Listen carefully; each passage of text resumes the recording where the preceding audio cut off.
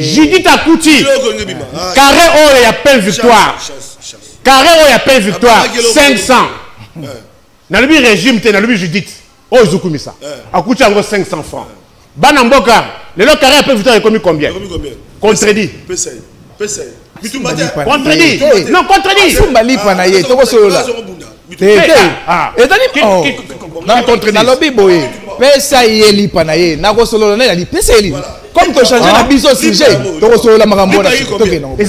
Régime écoutez kango 300. 300. Tu sais que la Judith écoutez kango 500. Le lot commis 600. Libre Mati. Je laisse la prestation au peuple. Oh. Donc, soumis dans Libre Mati. Et puis, moi je te pose les moyens. Consignation 27 000 francs. Et commis sur 50 $, plus 10 $. 60 $. Moi, je te pose les moyens. Il y a un fonctionnaire. Puis le soir, oui. Régime est 2200. Pendant la Sikana, monsieur. Sois discipliné, monsieur. Pendant la Sikana. Rencontrez moyen. Présentez, monsieur, sois discipliné. Il doit être discipliné. Sois discipliné. Régime est Doumar, Oyo. 300, 500. 300, 500. Soumino. Les gens ont combien? Soumino. Bah, reconnu le poignet. Eh, Nkayizam. Dansi coquille. Voilà. Eh, Nico Malembe. Moussou. Nico, Kobimisa. L'on va m'abêter. Nini wana susu. Nini Nico Malembe Kobimisa. Régime. Pour pas d'avoir il faut aller. Chance. Régime a coûté sardine. 850. 800. C'est le combien? 2500. 2500. Régime à Tshisekedi. Pièce contre pièce. Ah, la pièce contre pièce. On va vous conduire pourquoi. Et l'autre m'a bêté, pardon. Pas chance. Que mon peuple utilise tous les jours. Savon. Mais sois discipliné, c'est sur le plateau. Respectez les téléspectateurs. Savon combien? Vous entendez témoin calmement. 700 francs. Ils ont dit 1500. Bah, tu as cassé à 8. 0,8. Il y a répondu à l'émission aussi. Bon, tout ce que pièce mon corps. Prends la banane à Kélas, savon brillant. Ils ont dit 250. Il a commis 1000 francs. 1000 francs, sushi c'est voilà. Ndeko. Je vous dis, les entrepreneurs privés, les entreprises privées et publiques, ils vont détruire. Ils allient régime la Kabila. Aujourd'hui, le portefeuille, ils allient comme ça la réforme est grave. Sur le plan, il y a des entreprises publiques de l'État et privées. Mais quand tu es en train de présenter les éléments ici, on a un pendant Kabila a eu pouvoir, ton président, ton chef, pas de mandataire, à coûter qui 100 $, à combien? Pour la Atika, on a 160 000. Allez d'abord évaluer. Monsieur, le Covid, plus ton côté de pouvoir, ton côté Covid. Covid est frappé l'économie mondiale. Allez-y constater les prix aux États-Unis d'Amérique. Allez-y constater les prix en France, en Belgique. Par rapport, il y a flambé des prix. Suite, il y a Covid. Ce n'est pas moi qui dois t'enseigner, je t'enseigne. Tu dois comprendre ça. Comment est-ce qu'on évalue et puis on fait l'équilibrage sur le plan économique. C'est que nous subissons ici. Nous devons subir en haut après. Les pays que vous convoitisez, ça a déjà frappé sur le plan économique avant nous. Sur base de Covid. Ce n'est pas Tshisekedi. Mais sauf si Tshisekedi, au moins, dans le Bible, mon frère. Mais tout ça, dans le Bible, qui litre d'essence, c'est combien? La stabilité des litres de l'essence aujourd'hui, c'est grâce à Tshisekedi. Dans le Bible, que Judith Soumina Toulouka, Azali, première ministre, incontestable. Oh, l'équipe Matata n'a valeur. Matata n'a pas pu défendre la souveraineté, l'intégrité et la sécurité du pays. Mais c'est qu'aujourd'hui, à présenter, moi, Judith Soumina, elle mérite du respect. Intégrité territoriale, ça. Mais attendez, c'est ça que vous faisez. Intégrité Washington pour la ligne. Mais vous avez trahi. Récupérer le pays. Félix Tshisekedi est en train de faire la refondation de l'État. Monsieur, la refondation de l'État. Intégrité territoriale. C'est ça que nous sommes en train de faire aujourd'hui comme travail. Intégrité territoriale. Oh là là. Le travail que fait aujourd'hui la première ministre, Judith Soumina Toulouka, on a mérité sa reconduction. Et ça peut représenter 26 provinces. Monsieur. Mon cher, ça c'est quel genre de... Oui. Pour que les gens de réflexion. Attends. On est intellectuel, Nico Faye. Ok. Réfléchissons comme les intellectuels. Oh là là. Article 74. Oh là là. Quel est le drapeau? Quel est le drapeau? Atuna Kiye. Voilà. Régime ya Kabila, sali 18 ans. Kabila, le fils Kabila, oh yeah, azali ko défendre na plateau awa. Akuta ki 100 $, musée ayaki. Tant que sali franc congolais. Musée sali franc congolais. Toya dollar. Qui a cité Kabila ici? Oh monsieur. Qui a cité Kabila? Mais c'est soit discipliné. Moi je n'ai pas cité Kabila. Mais c'est soit discipliné. Sois discipliné. Moi je n'ai pas cité Kabila. Mais c'est soit discipliné. J'étais discipliné, sois discipliné. Je suis en train de rencontrer. Moi j'ai cité quelqu'un. Moi je n'ai pas cité quelqu'un. Au monde a comme agité. Au monde a comme agité. On doit effacer. On doit préférer des disciplines. Il doit d'abord comprendre. Batiki Libiso économie extravertue. Ça c'est une chose majeure. Oyo Kabila a détruit l'économie en Mboka. Abomeni biso économie apesa ngo na bapaya. Biloko onyoso. Économie na biso si même na bapaya. Doumar, monsieur, sois discipliné, je te rencontre par le moyen. Voilà. Au commis ajouté. Au commis ajouté. Au commis ajouté. Tant vous boutique économie extravertie. Qu'est-ce que serait maintenant le fonctionnement sur le plan pratique? Quels sont les opérateurs économiques majeurs que vous, le régime de 18 ans, on le sait. Au bâti Kiawa. Bobomi Kansebo. Todaki na Kansebo awa. Bobo déstabiliser Kansebo. Bobomi, l'osso Bumba. Le producteur l'osso Bumba. Bo détruire pour favoriser les Indo-Pakistanais dans ces pays. C'est vous, bilan de régime, bilan évolué. Dossier MC Compagnie.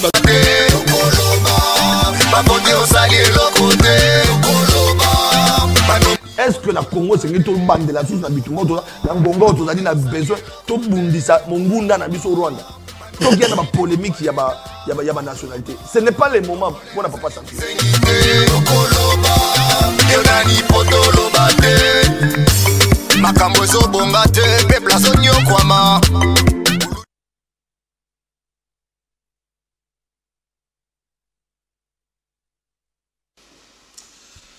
Mesdames et messieurs, encore une fois de plus, bienvenue dans l'émission Nabino Yamokola Lobo, magazine Tokundola, émission à la population, et émission Oba Imboka, Bozala Kebele, Pona Kobeta Masolo, Pona Kolanda, Mazali Kolega, Namboka Nabiso, Boyebiete, actualité politique oblige, sorti, il y a gouvernement soumis à 2. Voilà, c'est de cela qu'il s'agit. Ezali ko défrayer chronique parce que na ba salon politique na ba o Italie même union sacrée bolandaki mokonzamboka autaki ko sangisa susu bande ko union sacrée pour être frustration ezalaki makasi na kati ya lingomba na bango na ngambo opposition pe frustration ezali pour être bande ko musu ba ki était mwana mboka Martin Fayulu sengelaki akwa ebonga ya premier ministre kasi komona été na ngambo mosusu ezali bongo souminwa ye mokonde akokoba na kokoba bande ko balandi na pesi mbote na bino bande ko no subozuli baku ya kolanda biso en direct à partir ya PES TV bozali kolanda biso na mikili poto na babuke oyo to kobeta masolo te parce que boyebi ete PES TV chaîne na bino elakisa kanzela to boy to tanga ba plateforme wana esika tozali kolanda na pesi mbote na bana ya Suisse Marai artiste et musicien boyebi to kotana ki nae azawana donc pona koloba ite baza ebele ba kolanda biso en direct pona koloba ite ya solo bande kona biso foreman mo kongwanzoko encore une fois de plus félicitations parce que to ki masolo zako qui est toujours bana Suisse na pesi mbote na bana ya Paris na bosanité Abraham Masala ba kolanda biso en direct pona koloba ite bande kona biso na Bruxelles bozali belé na États-Unis d'Amérique bozali belé na Canada na kotanga plateforme on a été parce que soki to bandi kotanga ba kolanda biso ka kande balanda biso na Canal Plus to pesi mbote susu na bayimbo ka ba kolanda biso na 26 provinces. Il y a République démocratique du Congo, il y a solo bozali kozela masolo na bino bande kona biso, il y a est, il y a monyeleko le nègre tolobaka to pesimbote parce que tous allez de cœur na bino. Pendant que nous cherchons la paix, pendant que le processus de paix est en cours, nous apprenons encore une fois de plus bande ko balandi toujours dans monyele, atrocité zali ko continuer, les mouvements rebelles M23 AFC ba ko continuer toujours ko semer terreur pe nanga ba FRDC ba ko tala balobi te ya solo, soki bango ba violer ndenge ba ko continuer ko violer accord de principe to banzi était FRDC et qu'on soit en charge de et qu'on soit wapi parce que violation est bandit dans Gambo, il y a rebelle. Mais côté, il y a gouvernement, côté, il y a République du Congo, côté, il y a FRDC, basali qu'on observer, basali qu'on respecter accord des principes parce que il y a un monde, ils ont dit qu'on a qui alors ceux qui vont violer, Wanam Tokolanda, porte-parole, il y a Mapinga, à Kolekapé, na base était na Mikolo Ekolia, pour être Bapé s'appelle lumière, na Mazé Koleka. Alors, d'entrée des jeux, on a m'inviter. Inviter la personne sur ce plateau, tu as mis la fauteuil d'honneur face au drapeau, chacun, selon son appartenance, chacun, selon point de vue, conviction, tout sur le Congo, au-delà, il y a clivage politique. Parce que le Congo doit gagner autour de cette question, surtout il y a problématique, il n'y a pas s'il y a Congolais. Nous recevons pour le compte de l'Union Sacrée, moi Namboka, Maître Pichou Malou, communicateur de l'Union Sacrée, communicateur attitré. Il y a chef de l'État Félix Tshisekedi pour la Koloba et ya solo à s'autoproclamer à mi pesa mokumba ya ko défendre mon Konzamboka. Félix Antoine Tshisekedi, tous allez la Maître Pichou Malou to pese mbote pe boye malam. Et puis bon retour parce que vous allez m'opandi sangoya solo na pesi tata mokonzo ekolo Félix Antoine Tshisekedi Tshilombo mbote et si kakani je suis parmi ces meilleurs grands communicateurs et puis na kati ya famille na biso mobimba Union Sacrée na pesi ba collègue communicateur na ngai banso merci beaucoup parce que tableau c'est bimaki na zongiseli longonya vraiment makasi na directrice ya communication chef de l'État Maman Farah parce que déjà ma solo na biso zali na mesa donc bientôt déjà nous serons en face avec cette grande dame. Merci beaucoup pour la confiance, la considération na biso ba communicateur chef de l'État pe ya Union Sacrée na yeko zongisa longonya pe ko féliciter lisusu sumino ade la femme qui mérite la femme de l'émérita de la grande distinction Maman Oyo à défendre école au Congo sur le plan diplomatique. Oyo lelo yo tozali champion en diplomatie. Lelo oyo agression na biso ezali reconnu officiellement sur le plan international grâce à bonne diplomatie, grâce à bonne conduite de diplomatie.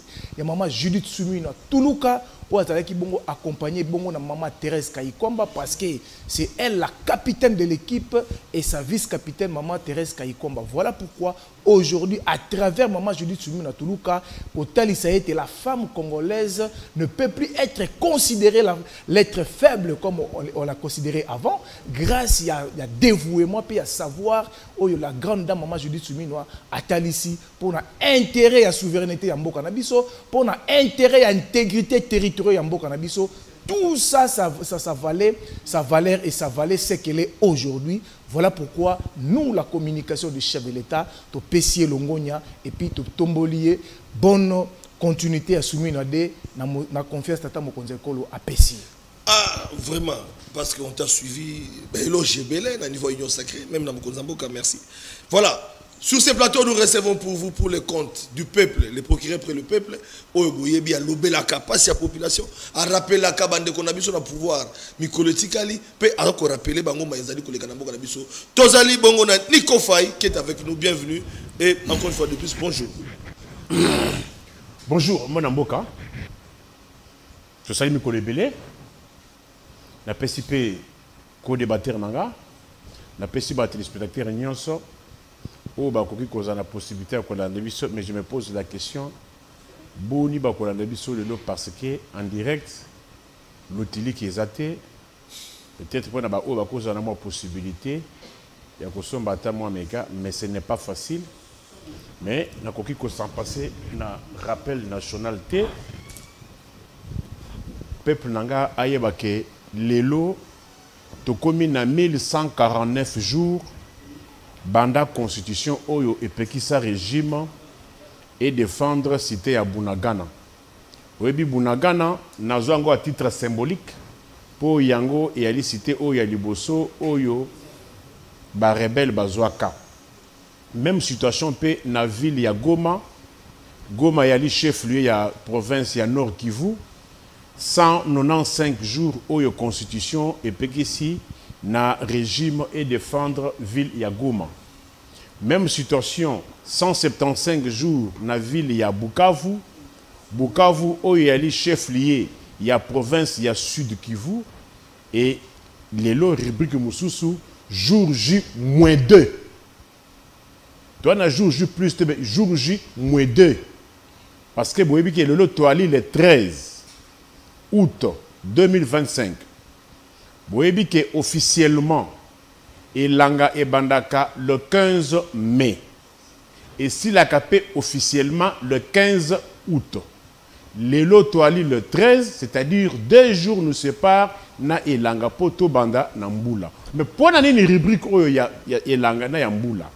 Parce que je pensais peut-être que pendant Elanga Oyo, ba mubutiste na bana bango, ba kokaki kosala musala makasi pour na dépanner peuple soki Mboula et bandi, que là si il y a humanité, il y a école primaire, pays université, ce qui est zongi, compte tenu, il y a État et Banzela, je me pose la question, est-ce que saison de plus haut et Kouya, bana bakobanda kokende kelasi ndenge nini pour na État et Banzela. Nazali kosenga ba parents. Au vandi na lemba, luka école ya lemba. Au vandi na matete, luka école ya matete. C'est grave. Au vandi na njili, luka école ya njili. Au vandi na limité, luka école ya limité. Ce qui botali bien, bino ba congolais bo finga ka mundele. Bossa la constat. Mundele, bien qu'à l'époque il n'y avait pas cette histoire d'embouteillage Banzela Kitoko. Mais Mundele avait prévu au moins 2 écoles y a l'État dans chaque commune. Dans chaque commune, botala bien. Chaque commune a au moins 2 écoles. Pourquoi dans chaque commune il y avait une école? C'était pour éviter que bana bakendaka distance ya milayi. Wana nzela ezala ki bien. Problème ya embouteillage, je pense qu'il n'y en avait pas. Mais tala lelo oyo nzela eza presque plus. Yo vandi na matete, ozo préfère aussi na mwana na Sacré-Cœur. Est-ce que vous tenez compte de tous ces aspects-là? Nico Faye, on interpelle les populations. Ah, ils ont continué. Ok. 594 jours, banda régime oyo et tchabiso na situation au teba kopé sa kombote. Boyebaka mandat à 2019 et bandaka le 24 janvier. Mandat il y a 5 ans. Tout nan découpichou. Comment mandat il y a 5 ans et bandi le 24 janvier 2019? Mais ndenge nini to mona mandat mususu e banda le 20 janvier 2024. Boko mabada tuana mandat il y a 5 ans. Et bandit le 24 janvier 2019. Comment expliquer une cérémonie moussous investiture et ça le mal le 20? Moi, je a comment? Parce que en 2025, débat, il y a parole contre parole et causalité. Au lobby, il y a un lobby. Au pays, il y a rencontré. Au pays, lobby, on rencontré. 421 jours, Banda Judith a comment Mokonzi. Il y a un gouvernement en Allemagne d'Afrique, alors Congo. Et 6 ans et 227 jours, Oyo, régime congolais, Bossana, défilé, il y a indépendance. Voilà, Bandeko Balandi. Voilà, parce que nous parlons du gouverneur soumis à 2. Il y a à boire à manger, beaucoup de réactions à gauche à droite. Nous allons commettre à ma solo. Très prochainement, nous allons mettre Glody pour nous commettre à ma solo. Mabi Glody a payé Moutou Kamet, tous les bâtés. Makamango Zandeng. Tous les Kobagana, Bandeko Balandi. Alors, gouvernement soumis à 2 questions de Zanango entre attente ou désespoir. Parce que pour les Congomani, chacun a son point de vue. Il y a procureur pour le peuple parce que pour Nangambo, il y a sacré Misakaka. Il y a un côté à peuple. Donc, température à peuple. Moi, je suis procureur pour le peuple. Moi, je suis Nico Faye. Gouvernement Oyo, entre attente ou désespoir. Question. Point de vue à peuple. Le gouvernement soumis à 2 face aux enjeux, face à problème, face à sécurité, insécurité de Goloba, problème social, colia. Nous sommes le gouvernement où il y a large d'ouverture, il y a un gouvernement de cohésion nationale, et changer ma forme, mais finalement on a un gouvernement. Quelle est l'attente du peuple par rapport à des aspects? Est-ce que espoir est allié ou désespoir? Échanger ma forme, mais échanger ma combo. Mais combo, ngai, peuple oya ngai, mon côté, Anna Poussa, il y a ma combo. peuple Oyangaï dans son ensemble, ezala ba oya gauche, ezala oya droite, ana poussa que ba condition de vie naie ezala kitoko. Voilà. C'est ça. Voilà. Dénominateur commun, il y a bisognon et yali bien-être social. Et puis nali ko rappeler peuple Oyangaï que tocha na mutu na biso boye. Ce qui balobi eloko babengi régime ou na gouvernement. Gouvernement ayaka kaka pona mission mibale minene. Ya liboso sécurité des personnes et leur bien. Ya mibale intérêt général koule ya batu, kotambola ya batu, c'est ça. Et ça te que non, toke kokuta na bolos. Et ça te que non, merci Trump. Oh, merci Trump. Hey. Batu bazelaka gouvernement. Gouvernement peut ayebi que azoluka butazo ko kozala membre ya gouvernement pour que nous soki azimba la moko abandi musala ya peuple. Tokoki kolobela makambu ya gouvernement ou bien ya régime de manière globale. Pour mutu na mutu comme na point ya ko comprendre. Il faut tokende secteur par secteur. Wana mutu nyonso na o atanga na o atanga te akoki ko se faire une idée. Ba différents secteurs il y a gouvernement. To ali na secteur il y a économie. Na secteur il y a économie. Et il y a li taux d'inflation. Na le roi dollar. Régime oyo avant Eya. Écoutaka 100 dollars américains na 160 000. Oh, tu sais que tu as 160 000. T'as un Kabila Kinegi? Oui. Ah bon? Jean-Pierre Bemba na Vital Kamerhe baye. Ba coûte dollars déjà 100 dollars 225 000. Oh, et mataki ni sous. Mais lelo awa na Gombe place to sala émission soka obimi libanda awa avant comme il facile nanzela oya potopoto oyo 100 dollars ezana 290 000. Ce qui bozu bic. C'est-à-dire tu ali presque na dépréciation il y a près de 90%.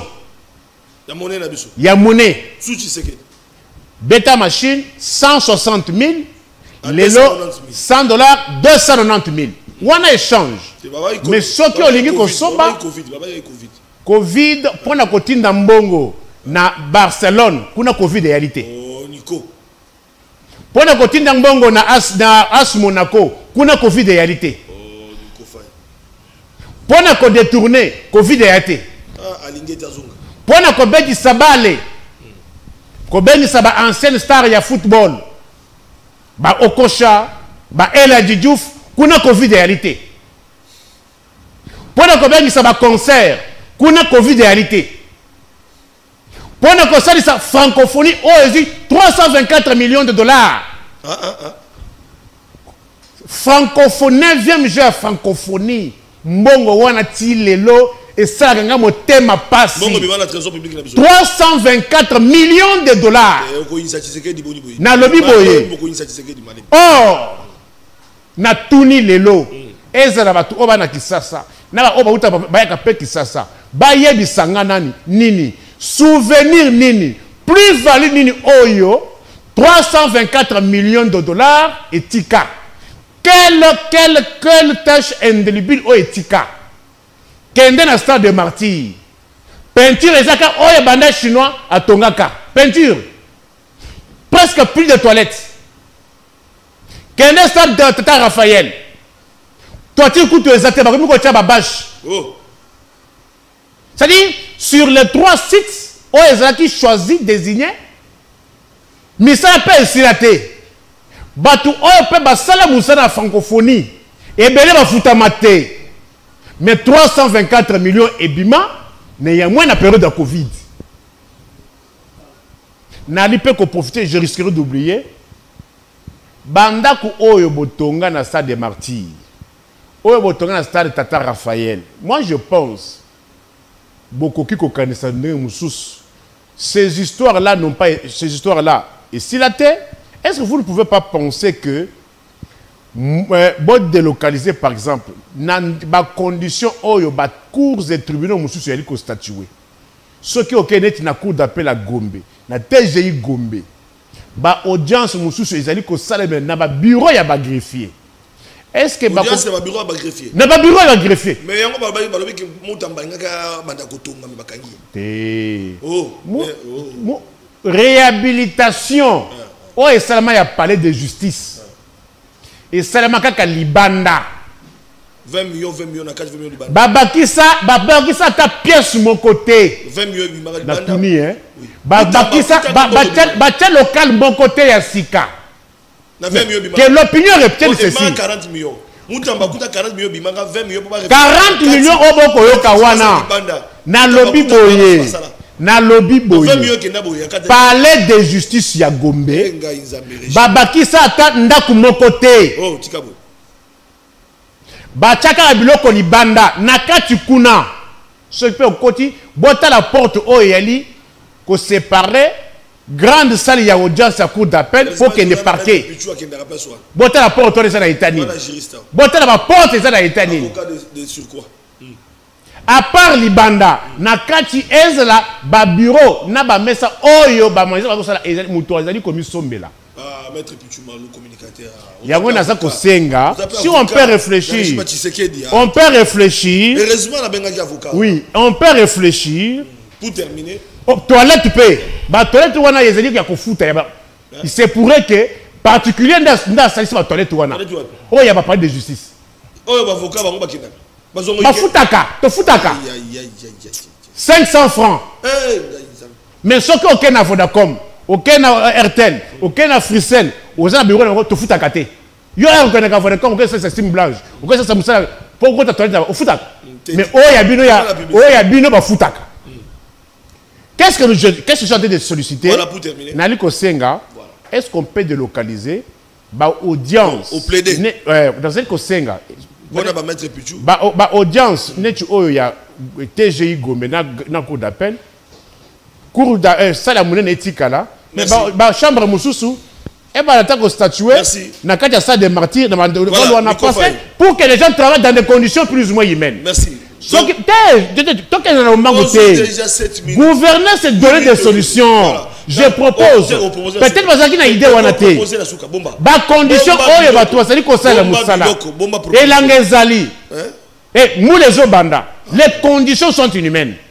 OK, merci. Bomba proposition.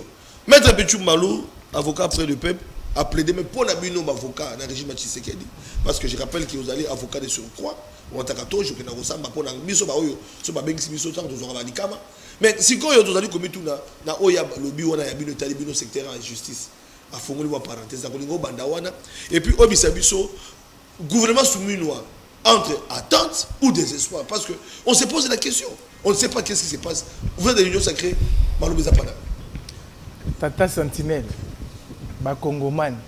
Au Monique, Moutuna no Tuni, vous avez une mission pédagogique. Moi j'ai beaucoup de l'estime à mon confrère. Mais Ake Naye a divagué. Non, il n'a pas répondu. Par rapport à sujet, tout ça l'objectif s'il vous plaît. On est quand même de personnalités dans ces pays. Bato ba kolanda biso ba autorité ba kolanda biso. Bato batinda ba kolanda epé. Si bato da simana yeke. C'est ça non. Non. Azali kabiliste. C'est comme une distraction. C'est un kabiliste. Ah bon? Oui, c'est un kabiliste. Tout ça est clair. Moi, je suis Tshisekedi, c'est un kabiliste. C'est ça les débats. Maintenant, au tiers sujet na messa, au tourni question. Mais il n'a pas répondu. À quelqu'un n'a pas raccordement frauduleux pour ramasser, ça. Tout ça, non, ma bandi. Na période de na bango la gestion à Kabila. Gomme koyakate en général. Et ça n'a combien de mois, combien d'années? Gomme. Bunaga de koyakate.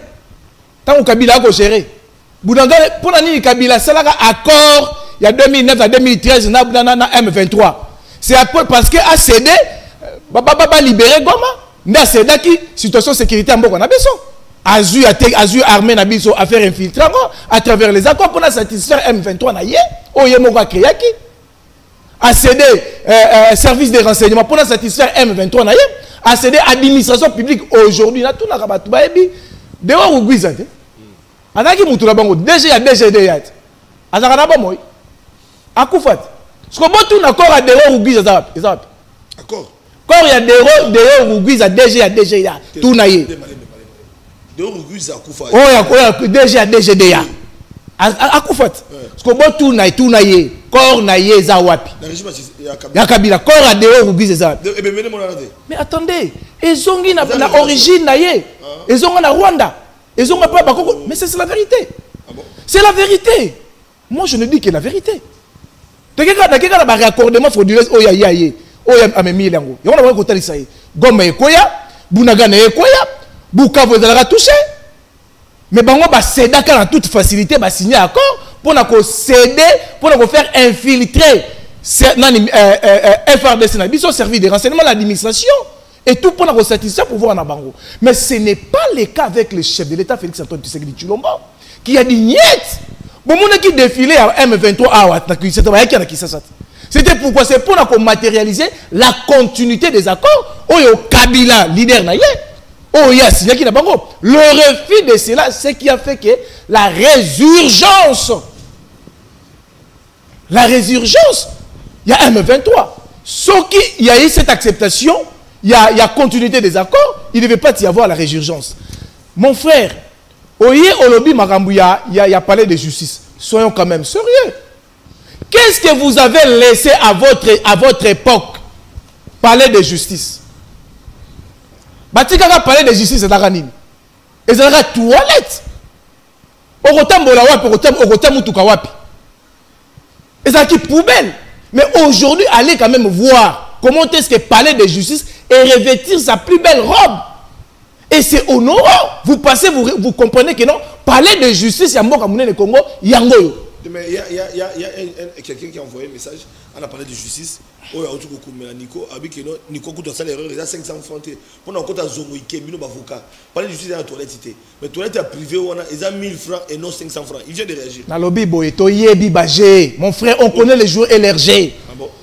Nous connaissons les joueurs LRG. Natouni Boye, qualité aujourd'hui qui représente parler de justice. Dans l'époque, il y a Kabila. Tu étais là avec nous, on est passé là-bas. Oui. C'était quoi? Il doit quand même avoir la reconnaissance. Aujourd'hui, parler de justice, ça veut dire qu'on revêtir sa plus belle robe. Vous venez, vous sentez quand même, vous êtes dans le palais de justice à la République du Congo. Mais attendez, les toilettes sont valablement réhabilitées. Et puis les travaux ne sont pas encore finis. Les travaux, il y a parlé de justice dans le CNT. Ils sont... Mais attendez, soyons quand même honnêtes avec nous. Azali intellectuel, Azali professionnel de droit. Les travaux là-bas, Azali toujours qu'on continue dans Moussa les CNT.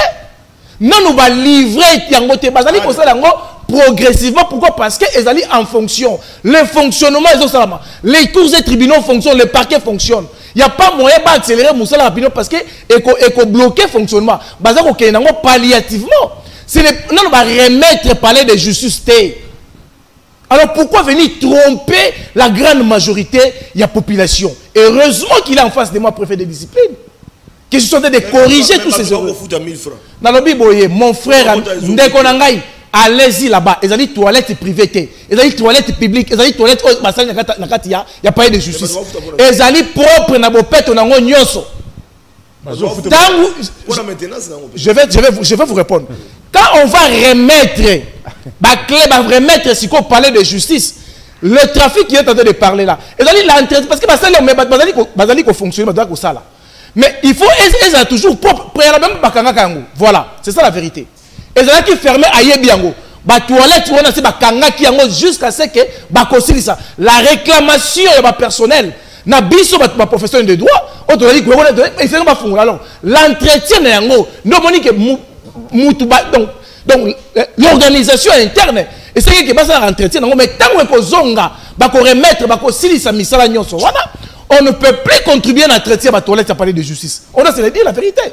C'est parce que les travaux ne sont pas encore finis, mais l'utilisation est déjà pendant.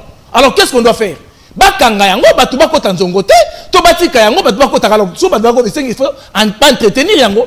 Quand on va remettre officiellement le palais de justice, après on va faire un travaux, il y aura plus cela. Mais différemment na bango, na époque na bango, ba toilette à palais de justice dans la Guinée. Est-ce qu'on voyait que tu as un zolo tu ne pouvais pas faire ça. C'est reconnu de tous. Mais aujourd'hui, allez-y voir la qualité. On paye ou bien on ne paye pas? Monsieur, j'ai bien dit ici. Non, na lobby boye. On paye ou bien on ne paye pas?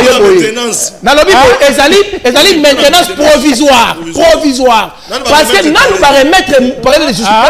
Parler de justice, Missal ezali ko sala mananu. Non de silité. On doit être clair. Missal non de silité. On paye, hein? Mon frère, on paye. Oh là là. Non, non. On paye ou on ne paye pas. Après on est jaloux. Ah voilà. Maintenant c'est un avocat comme tu, c'est un RTL, c'est un HLT. Comment dit que tu es KO? Non. Tu es KO. Tu es KO. Précision. Tu n'en sais pas la précision. Tu es KO. Précision de moi qui... S'il vous plaît, mon cher ami. Oui. C'est moi qui ai donné la précision. On paye ou on ne paye pas? Monsieur, tu as dit que parler de justice, c'est malade. Mais au cause de ici ma réalité.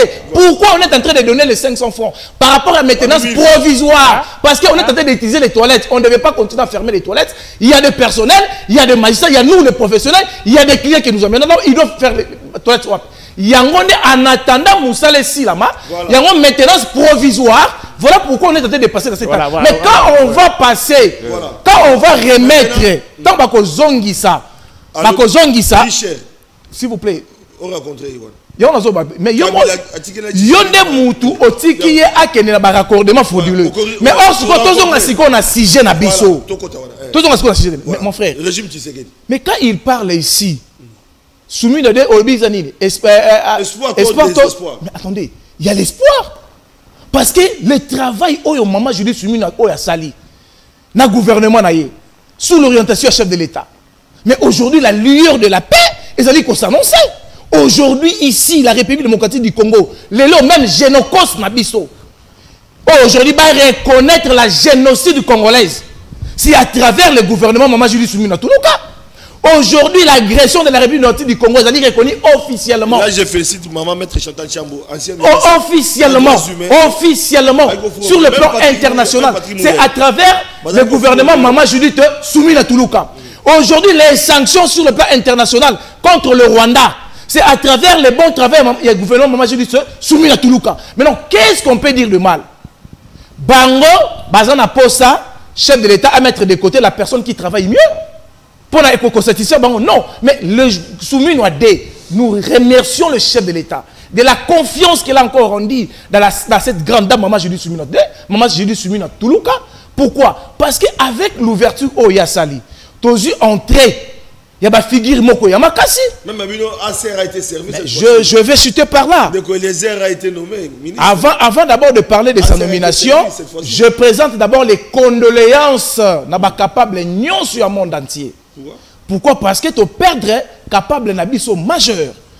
Secrétaire général, honorable Maman Sophie Kakouj, Oyo Akufaki, Oyo Tiki Bisso, Tozana Matanga, ceux qui ont eu pour l'intérêt à peuple.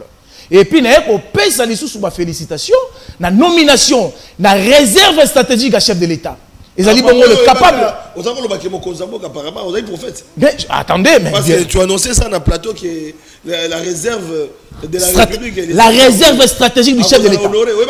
Mais attendez, un politicien, c'est un aigle. Un politicien, c'est un aigle.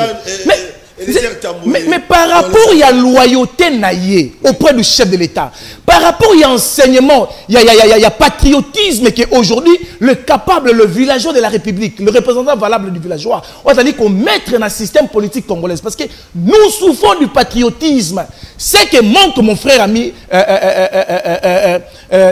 qui ça? Mon co-débatteur. Pour terminer. Vous comprenez? Alors aujourd'hui, tout ça, il y a un moment qui est sali était aujourd'hui Azala nommé ministre délégué dans la défense. Quoi, interface à chef de l'État dans la défense. Ça fait partie du patriotisme. Donc, mon sous l'entrée majeure, il y a Adolphe Mozito, le Fumumpa.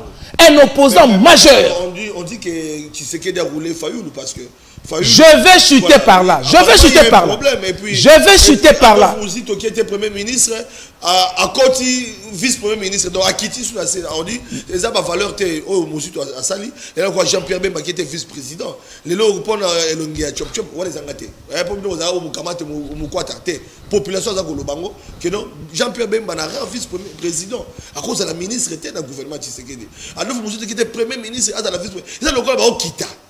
Merci beaucoup. Voilà. C'est par là que je dis l'enseignement du patriotisme, que nous, l'action commune pour la République, dirigée par les capables villageois, Eliezer Tamboué, tout à dit qu'on mettre en place.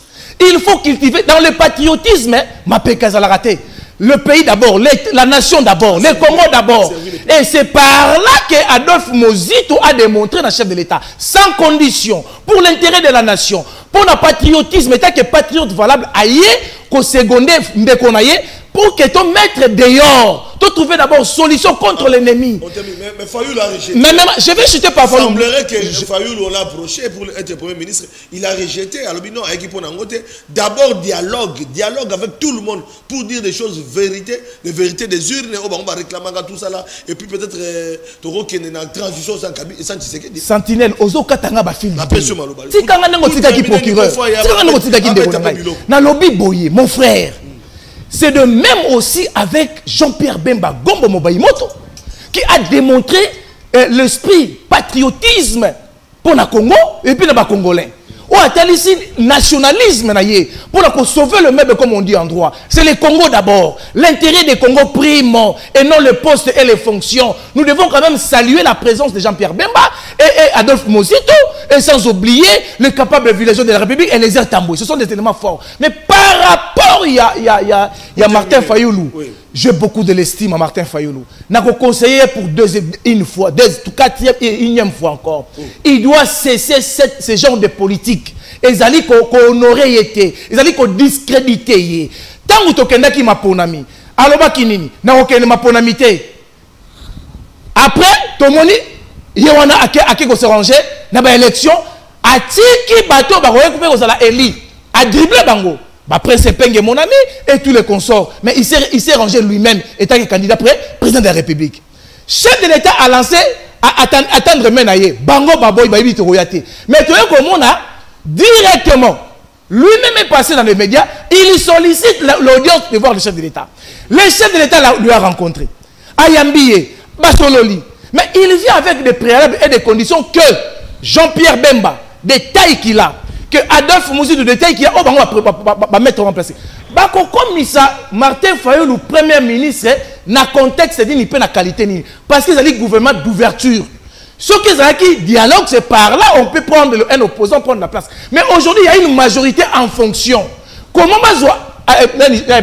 Martin Fayoulou, comme il premier ministre, ce qui est et parce que Martin Fayoulou va payer primature. Et puis, ce qui va payer Martin Fayoulou primature, il y a un ça qui va payer ça, ministère Martin Fayoulou devait être premier ministre. Il y a un qui conseille utilement dans les pengues. Il doit comprendre qu'il ne doit pas faire la politique pour l'autre. Il doit faire la politique pour la nation et pas pour servir l'autre. Parce qu'il est en train de se retrouver asphyxié politiquement par la mauvaise politique de Martin Fayoulou pour ses intérêts égoïstes. Merci. Voilà. Troisième tour de table, premier tour de table, des présentation. Deuxième tour de table, chacun donne son point de vue. Dernier tour de table, c'est rencontrer les points de vue parce qu'il y a des chocs. Oh, Nayoki Awa peut-être dans Ngambo. Il y a Nico Faye, Nico Faye 5 minutes pour ramasser et donner des propositions. Non, juste là, lui n'a pas. Le seul moyen qu'il a rencontré sur insistance, il y a la toilette. Le seul moyen qu'il a, bien qu'il ne voulait pas le reconnaître, mais je l'ai poussé à reconnaître, il a reconnu, mais il n'a pas rencontré les conditions que les audiences se tiennent, les conditions que les magistrats même du parquet travaillent. Il y a un moment qu'on suggérer. Est-ce que sur ça nous pouvons diverger? Batongi Biloko pour la populisme et s'il a pété. Ça dans l'audience, et quand il y a un stade de martyrs, ça audience, c'est à Kalamou, il y a TG Kalamou, n'a parquet. Quel est le stade de Raphaël? Biloko on a des chemin, on ne balaye même pas là-bas. Il n'y a même pas. Bachov sur comme une Akachukuna. On peut désengorger. magistrat moko na kati ya cellule parce que ba bureau eza wana eza ebele magistrat moko akoza na cellule mpona kopréserve nani secret ya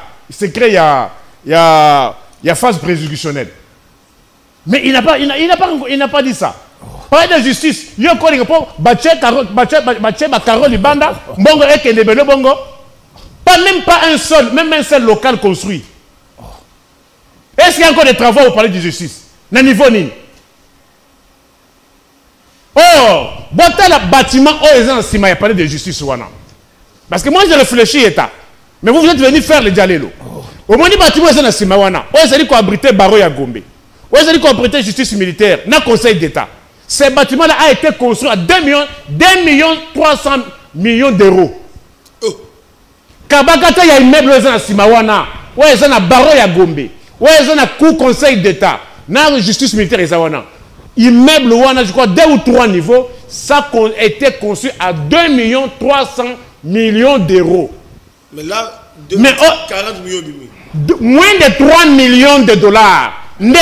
Kabagata immeuble. 40 millions. Oh, il y a 40 millions. Champion Suga de tournement. Je te donne les moyens. Comment se tiennent les audiences? Dans le couloir. Ah, ça c'est la fausseté. Dans le couloir. Ça c'est une dénonciation grave. Une dénonciation grave? Mais bien sûr. C'est une dénonciation grave. C'est une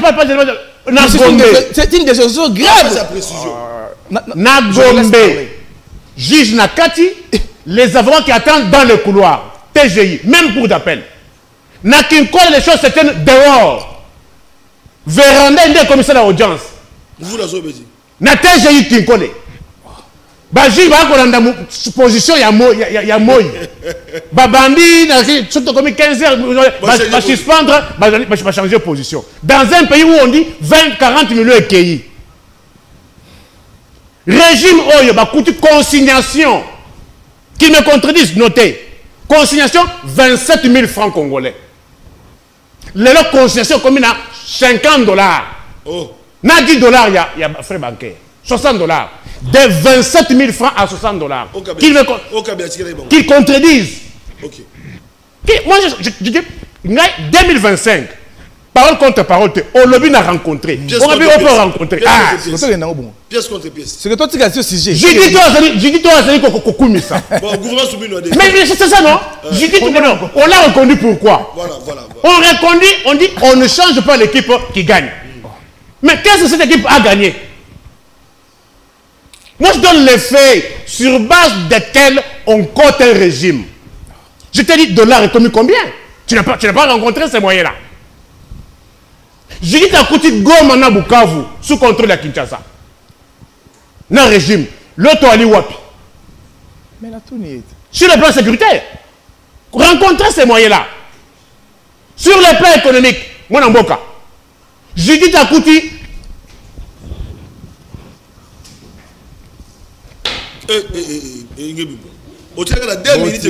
Judith Akouti, carré oh il y a plein victoire. Carré oh il y a plein victoire. 500. Dans le régime, dans le Judith. Oh Zoukoumisa. Akouti a 500 francs. Banamboka, le carré a plein victoire est commis combien? Contredit. Contredit. Non, contredit.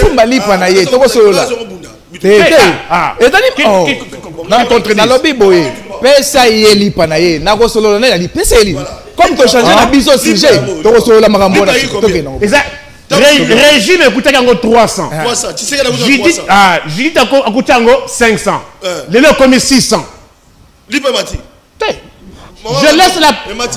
je laisse la prestation au peuple. Oh donc soumis dans Lipemati on a pas reconduire moi je te pose les moyens. Consignation 27 000 francs. Le commis 50 dollars plus 10 dollars. 60 dollars. Moi, je te pose les moyens. Il y a un fonctionnaire. Pilchard. Régime est 2200. Pendant le Sikana, monsieur. Sois discipliné, monsieur. Pendant le Sikana. Rencontrez les moyens. Présentez mes problèmes, monsieur. Sois discipliné. Il doit être discipliné. Sois discipliné. Régime est Doumar Oyo. 300, 500. 300 comme 500. Soumino. Les gens commis combien? Soumino. Bah reconnu le poignet. Eh, Ngayizam. Dans ces coquilles. Voilà. Eh, Nico Malembe, Moussou. Nico, Kobimisa, l'eau va bêter. Nini wana susu. Nini Nico Malembe, Kobimisa. Régime. Pour pas n'avoir ça. Il faut aller. Chance.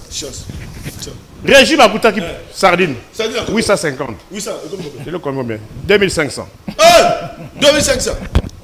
Régime à Tshisekedi. Pièce contre pièce. Ah, la pièce contre pièce. Vous dites qu'on va vous conduire pourquoi? Ni sous. Et l'autre m'a bêté, pardon. Chance. Que mon peuple utilise tous les jours. Savon. Mais sois discipliné, c'est sur le plateau. Respectez les téléspectateurs. Savon combien? Vous entendez témoigner calmement. 700 francs. Ils ont dit 1500. Bah, tu as un cassé à 8. 0,8. Il y a répondu à l'émission aussi. Bon, tout ce que pièce mon corps. Prenez la banne à Kélas, savon brillant.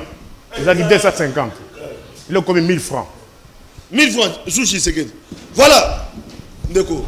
Biloko babora ngo bibi. Chasse biloko mabebi bikulate. Na moni sikoyo, yo mokondo changer débat na yo. S'il vous plaît. Na bulletin. Na lobby boy. Sous Judith, bana Kélas pas sur na bulletin té. Tomaki si. Bana Kélas pas sur na bulletin té. Bon, à lobby boy, soumis nous pour aller ba reconduire parce que en tant que régime té, tu sais que dans Koutaki mais soumis nous allaki na 1. Aki na 2 biloko mati, biloko bouti sous 6 mois noir. Pour aller ba reconduire soumis nous sommes dans les sujets. Ya on lobby boy té. Tika sikoyo, et là on essaie de dire discipliné. Voilà. À présenter ma moyen de défense et je vais les rencontrer. Na quel sikoyo? Kabila Joseph. Nazoke. À présenter ni. À présenter sous. Non, je suis là. Régime ya Kabila sali 18 ans. Kabila le fils Kabila oh hier azali ko défendre na plateau awa. Akutaki 100 $. Musée ayaki. Tant sali franc congolais. Musée sali franc congolais. Toya dollar. Qui a cité Kabila ici? Oh monsieur. Qui a cité Kabila? Mais c'est soit discipliné. Moi je n'ai pas cité Kabila. Mais c'est soit discipliné. Sois discipliné. Moi je n'ai pas cité Kabila. Mais c'est soit discipliné. J'étais discipliné. Sois discipliné. Je suis en train de rencontrer. Moi j'ai cité quelqu'un. Moi je n'ai pas cité quelqu'un. Au monde a comme agité. Au monde a comme agité. On a effacé. On a préféré des disciplines. Dans le Bible, il y a Félix, régime Tshisekedi. Je donne. Deuxième régime. Je suis clair. Deuxième mandat. Mais laissez-moi. Oh là là. Dans la Bible, il y a un discipliné. Il doit d'abord comprendre que l'économie économie extravertue. Ça, c'est une chose majeure. Oyo Kabila a détruit l'économie en Mboka. Abomeli biso économie a pesé en Nabapaya. Biloko onyoso. Économie na biso si même na Bapaya. Doumar, monsieur, sois discipliné, je te rencontre par le moyen. Voilà. Au commis ajouté. Au commis ajouté. Au commis ajouté. Tant vous boutique économie extravertie. Qu'est-ce que serait maintenant le fonctionnement sur le plan pratique? Quels sont les opérateurs économiques majeurs que vous, les régimes de 18 ans, on le sait? Au Batikiawa. Bobomi Kansebo. Todaki na Kansebo awa. Bobo déstabiliser Kansebo. Bobomi, l'Oswabumba. Le producteur l'Oswabumba. Vous détruisez pour favoriser les Indo-Pakistanais dans ces pays. C'est vous, le régime. J'ai un dossier MC Compagnie, bazo dérangé, na beni un Congolais, un patriote, on a ça avec exportation de café, mais baza ko dérangé, na on n'a pas qui donc un dossier. Na lobby boye, ba société nyoso. Les sociétés, je vous dis, les entrepreneurs privés, les entreprises privées et publiques, banani ba détruire en gros. Et ali régime na bango ya Kabila. Aujourd'hui le portefeuille et ali ko ça la réforme est grave. Sur le plan, il y a une entreprise publique de l'État et privée. Mais quand tu es en train de présenter les éléments ici, on a ici, pendant Kabila a eu pouvoir, ton président, ton chef, on a mandaté, à coûté qui 100 $, à combien? Pour l'Atika, on a 160 millions. Allez d'abord évaluer. Monsieur, le Covid, nous sommes au pouvoir, Covid. Covid est frappé l'économie mondiale. Allez-y constater les prix aux États-Unis d'Amérique. Allez-y constater les prix en France, en Belgique. Par rapport, il y a flambé des prix suite il y a Covid. Ce n'est pas moi qui dois t'enseigner, je t'enseigne. Tu dois comprendre ça. Comment est-ce qu'on évalue et puis on fait l'équilibrage sur le plan économique. Ce que nous subissons ici, nous devons subir en haut après. Les pays que vous convoitisez, bah, ça a déjà frappé sur le plan économique avant nous. sur base de la Covid, ce n'est pas Tshisekedi. Mais sauf si Tshisekedi, au moins, mon frère, mais tout ça, Botika qui litre essence, t'as combien? La stabilité des litres de l'essence aujourd'hui, c'est grâce à Tshisekedi. Avec le ministre compétent Daniel Mukoko Samba. Monsieur, sois sérieux avec nous. Est-ce que nous constatons aujourd'hui la rareté, il y a carburant sur terrain? Pourquoi? Parce que bonne politique qu'a ramené Daniel Mukoko Samba. Ça, il était connu combien? Le professeur, aujourd'hui, la stabilité était connu combien? Mais attendez, mais aujourd'hui, Azali Kokosa Awawa parlait de justice. Mon frère, sois sérieux. Sois sérieux avec nous. Réhabilitation et hôpital cinquantenaire. Réhabilitation, s'il vous plaît. Non, réhabilitation. Peuple congolais, réhabilitation et hôpital cinquantenaire. Tu as réhabilitation et hôpital cinquantenaire, ça a coûté combien? Ça a coûté combien? Les 5 chantiers aujourd'hui, Brada qui minerait dans Bisso. Infrastructure contre minerais. Qu'est-ce qu'ils nous ont produit? Mais aujourd'hui, allez-y voir la révisitation. Il y a contrat sinon. Mais les prix sont en train de... Ils allaient sur base, il y a problématique. Non, je ne suis pas encore sur le drapeau. Les drapeaux, c'est le dernier mot. Vous allez minute. Ils ont monté. L'IPA, comme 600. Mais mon frère, l'IPA, qui 500 comme 600. Non! Judith, comment dit que Judith Soumine à Toulouka, Azali, première ministre incontestable. Oh, l'équipe Matata en valeur. Matata n'a pas pu défendre la souveraineté, l'intégrité et la sécurité du pays. Mais c'est qu'aujourd'hui, à présenter, moi, Judith Soumine, elle mérite du respect. Intégrité territoriale, Zab. Mais attendez, c'est ça que vous faisiez. Intégrité territoriale. Washington pour la ligne. Mais vous avez trahi. Pour récupérer le pays. Félix Tshisekedi est en train de faire la refondation de l'État. Monsieur, la refondation de l'État. Intégrité territoriale. C'est ce que nous sommes en train de faire aujourd'hui comme travail. Intégrité territoriale. Oh là là. Le travail que fait aujourd'hui la première ministre, Judith Soumine a toujours mérité sa reconduction. Et ça doit représenter 26 provinces. Monsieur, mon cher, ça c'est quel genre de... Oui. Pour quel genre de réflexion? Attends. On est intellectuel, Nico Faye. Réfléchissons comme les intellectuels. Oh là là. Article 74. Oh là là. Quel est le drapeau? Atuna Kiye. Voilà. Kabila Gome Kendagite. Et puis, pas la mission de trahison. Mais nous récupérons bientôt Bukavu. Bientôt. Au peuple de juger. On récupère Bukavu. Jésus revient bientôt. S'il vous plaît. Chacun aura 2 minutes pour terminer. Bientôt. Jésus revient bientôt. Face au drapeau. Sans clivage politique, sans partenance, t'as la Congo. Les lopes Congo, bimana passe, na bitumba, na est, c'est pas de connaissance à souffrir. Et c'est que tout ça. Il faut que tu sois sérieux. Sérieux. Kuti ka ba détournement. Ah lingeti azonga lingeti. Ah lingeti ba okanisa lingeti. Botika au moins de l'offre de là. Botika détournement, botia sérieux. Constitution yango. Ba bomba wana si on avait le temps, j'allais compter pour que tout le monde comprenne. 26 provinces. Tout le monde en boka pichu. Le 24 janvier. Le 24 janvier 2019. Régime ils ont qui combien de provinces? Ils ont combien de villes, ils ont combien de territoires. Lelo Oyo, le 13 août 2025, Kinshasa, régime contrôle combien de provinces, contrôle combien de villes, contrôle combien de territoires. C'est comme ça qu'on fait un débat, Moutounion à comprendre. Parce que quand on dit évaluation, attends, évaluation, non, j'arrive à la question. Évaluation, c'est quoi? Qu'ils me disent ce qu'on entend par évaluation. Solution. On dit, les paysans qui 500 et comme 600. Placez-moi. Judith avait trouvé ça. Donne-moi l'explication. Solution. Doumar, Yangowana. Solution, Daniel. Solution, je dis que les dirigeants prennent conscience et puis Batika Kokamamboka na Kiyanke. Voilà. Mboka, il faut que tu sois sérieux, mais solo Batika Koba détournement. Voilà. Moi, Mboka, solution pour mettre fin à la crise. Drapeau. Solution ezali na dialogue te. Déjà, tozali kosala action contre ces dialogues mafieux. Oyo na kati ya cahier de charges nulle part n'est repris justice sociale ou transitionnelle par rapport à bato bazali babomi bayimbo cannabis. Nulle part na kati ya rapport na bango wana oya 5 ans na SCC et renseigné condamnation ya Rwanda. C'est-à-dire que les alliés politiques qui sont machiavéliques et diaboliques, et puis nulle part va reconnaître les institutions démocratiquement établies. Il y a un tata mokonza ekolo na kombo ya baimboka nyonso. Dialogue wana ezali na intérêt pourquoi to leka ki na ba dialogue ebele et puis sa solution ezali bongo ba intérêt politicien. Soki on boite nzela wana peuple congolais ko pesa mo Congo.